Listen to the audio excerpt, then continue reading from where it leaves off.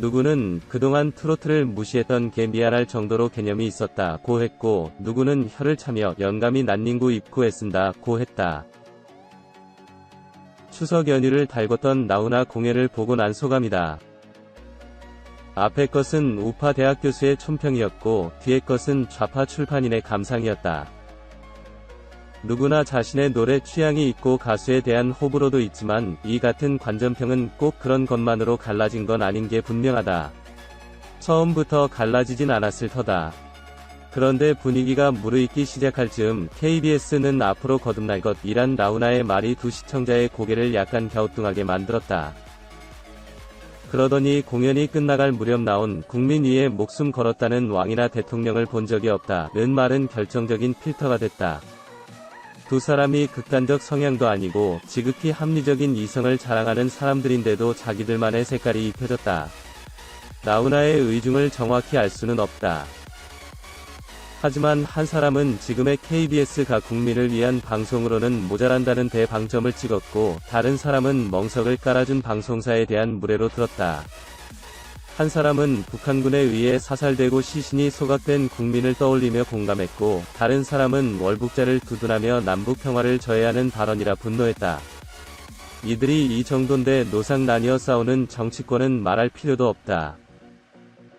당장 야권에서는 나훈아 말을 정부 비판으로 해석하며 오죽 답답했으면 저런 말을 하겠냐고 비아냥거렸다.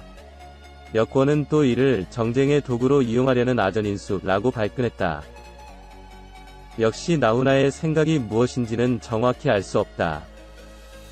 하지만 가만히 생각해보면 그가 전하고 싶었던 메시지는 다른 데에 있는 듯하다. 그건 생각 안 하고 좌우가 여야가 서로 제 밭으로 물을 끌어가려고만 애쓰고 있는 것이다.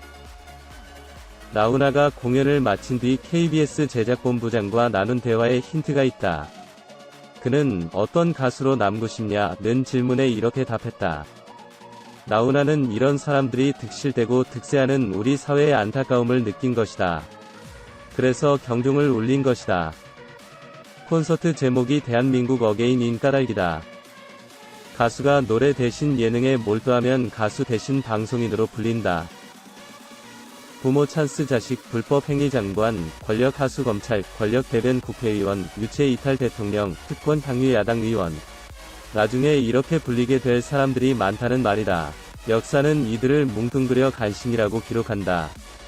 부모 찬스 자식들도 그렇게 될 가능성이 높다. 어찌됐든 KBS 덕에 나훈아님을 볼 수 있것에는 감사드립니다. 그러나 그에 앞서 나훈아님의 소신과 누구도 흉내낼 수 없는 카리스마가 먼저였기에 가능했겠죠. 이상한 시대 속에서 한국 국민의 입지가 줄어든 시국에 우리에게는 너무나 위로가 되었습니다. 용기 내주셔서 감사합니다.